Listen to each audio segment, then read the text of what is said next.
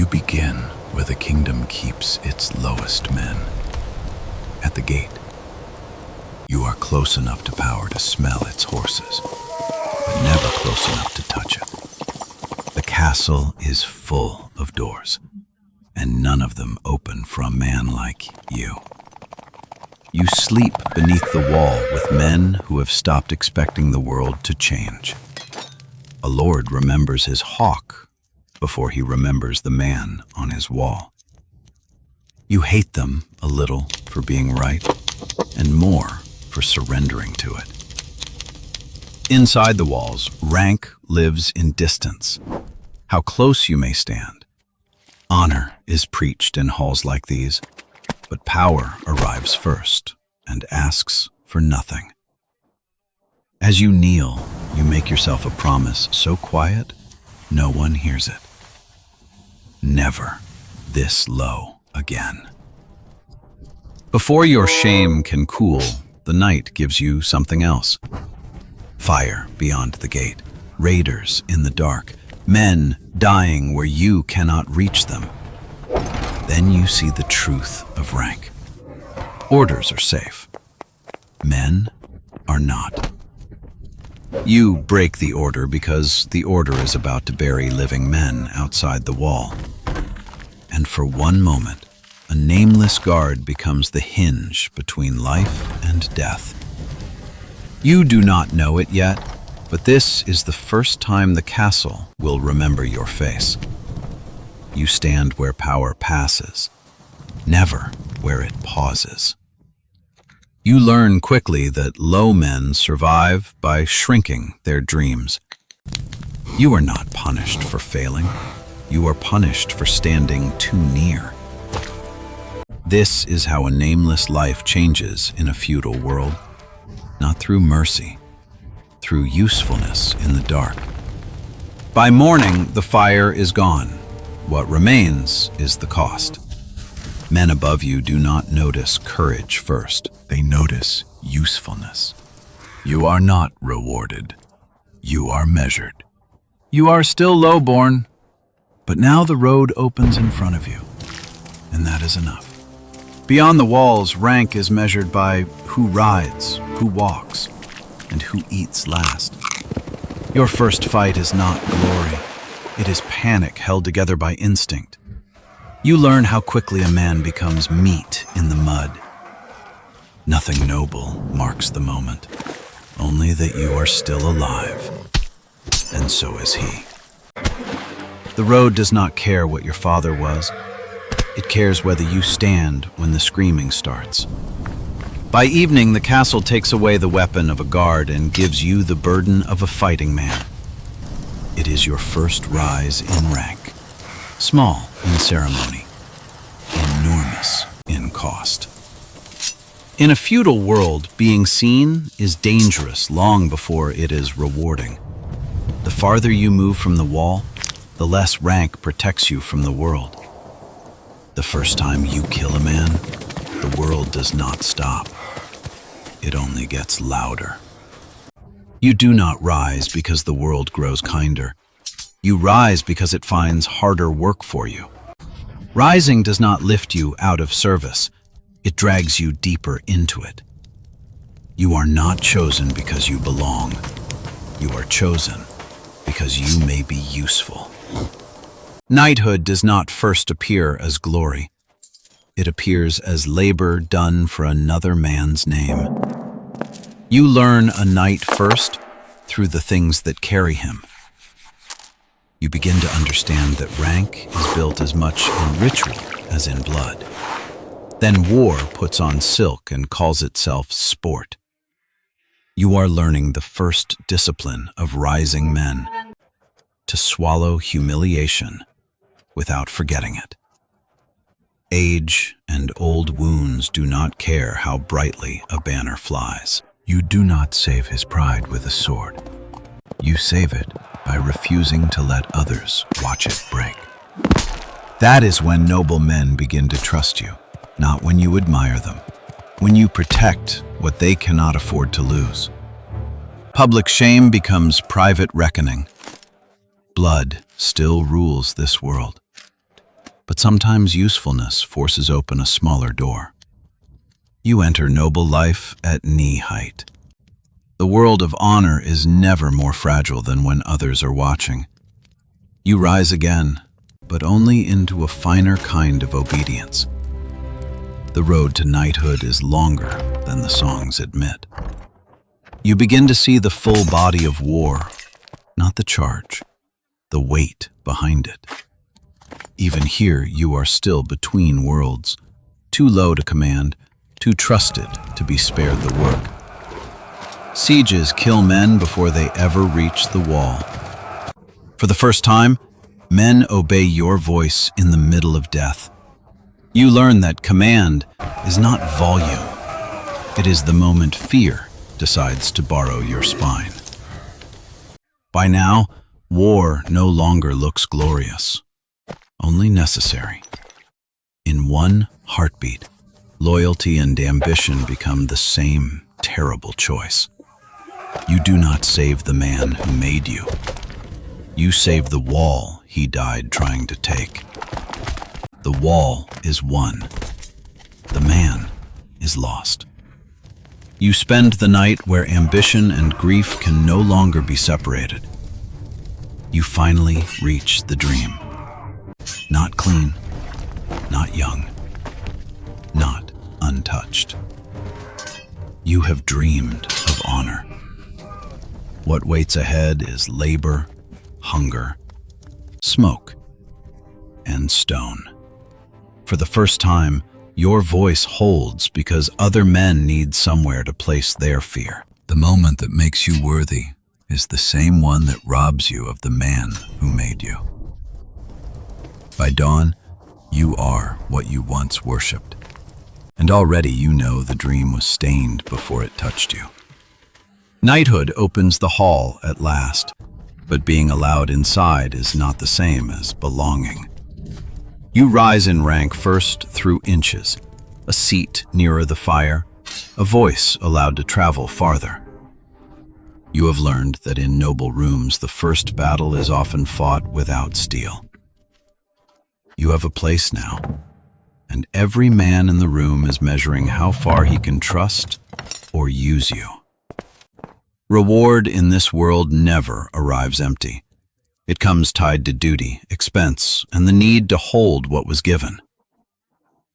You expected land to feel like freedom. Instead, it feels like a promise already fraying at the edges. Land does not prove you have risen. It proves others can now suffer from your failure. War made your name. Court intends to price it. In the hall, men challenged your birth openly. At court, they do it with smiles, silences, and invitations withheld. You are close to influence now, close enough to smell danger before it speaks. You are no longer proving whether you can fight. You are proving whether others can survive under you. Knight was a title. This is the beginning of responsibility. You have a seat now, but every seat in this world comes with witnesses. You wanted proof that you had risen. The kingdom gives you something harder to lose. The higher you rise, the less your rank protects you from what it demands. Command begins long before the charge. It begins in mud, hunger, and the slow failure of patience. You imagined leadership as courage under steel. Most days, it is shortage with witnesses. They no longer care whether your title is deserved. They care whether tomorrow is survivable. Then the darkness tests whether order can survive surprise. A charge on open ground has shape.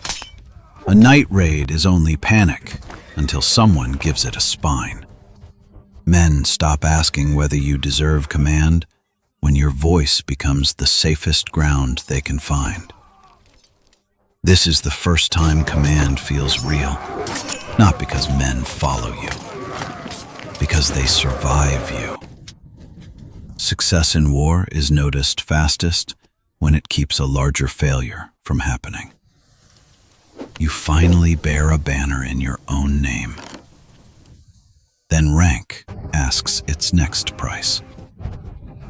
This is where rank stops being about bravery and becomes arithmetic written over human lives. You preserve the column and lose something no herald can restore. War rewards what it can count. The court admires precisely what your oldest loyalties cannot forgive. Power at this rank is still close enough to touch. A ladle less, an hour more. A decision that keeps men from breaking. You bear a banner now, and every choice beneath it leaves a mark. The higher you rise, the colder victory becomes. The more men follow you, the more others begin counting the reasons they should not. Open contempt was easier to face. This kind smiles first. On campaign, noble malice travels faster than steel. It arrives as delay, shortage, and silence. The cleanest murder in war is done by empty wagons. You used to think enemies met you blade first. Now you know some prefer ledgers and weather. By the time the attack comes, hunger has already done half its work. Retreat is command without glory, only sequence, sacrifice, and the hope that fear obeys long enough. There are some deaths a commander orders. Others he accepts because love has no place left to stand. He dies the old way, close enough to see the faces coming for him. His death buys you time and leaves you heir to a loyalty you can never repay. Grief is not granted its full hour. Kingdoms interrupted. Tomas dies at the river, and before the mud has dried, the crown begins raising you toward the heaviest rank of all. You are no longer beneath notice. Now you are worth destroying. The enemy has learned that the slowest knife cuts deepest. Some men save your life once. Others save the road your life must keep walking. The crown does not raise you because it loves you.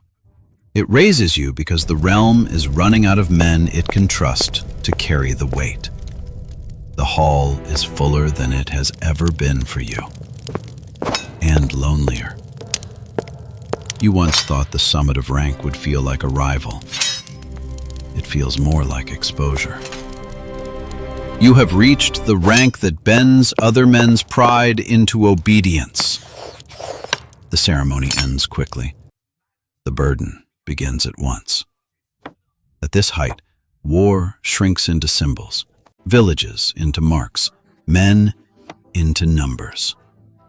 Marshal rank is the art of deciding whose suffering buys time for the rest. You no longer ride at the front searching for glory. You stand back far enough to spend it. Once, courage meant charging first. Now it means waiting longer than fear thinks you can. The field is won not by the bravest man, but by the one who waits until courage becomes timing. You win by becoming colder than the boy who once begged to be noticed. Victory arrives quietly, when enough men have been spent to pay for it. The realm will remember the outcome, not the faces that purchased it. This is the height of military power, to save the kingdom and stand farther from its people than ever before. You reach the summit only to learn that power has no doorway marked rest. At this rank, you do not ride toward the fire. You decide where it will burn. The boy who once fought to be seen is gone. In his place stands the man who wins by choosing when others must fall. You preserve the realm and discover that victory can widen loneliness faster than defeat. You return at last to the place that first taught you how small a man could be made to feel. The gate does not test you now. It yields. The place is the same. The distance around you is not. Power seats you near the crown at last. You finally sit where influence gathers. And the first thing you feel is absence. You have won the place, not the peace that was supposed to come with it. Triumph sounds loudest to the men who did not pay for it in memory. There is only one room in the castle where victory tells the truth. The kingdom remembers titles. You remember names. For the first time, Marshal feels smaller than what it cost to become. You do not wake into victory. You wake into its duties. You spend your youth begging to be let inside. No one tells you how lonely the highest room will be. You once stood at the edge of power. Now power clears the way before you. The realm gives you honor. Memory gives you the truth beneath it. You won rank, land, command, and name. And in the end, power became another gate you had to enter alone.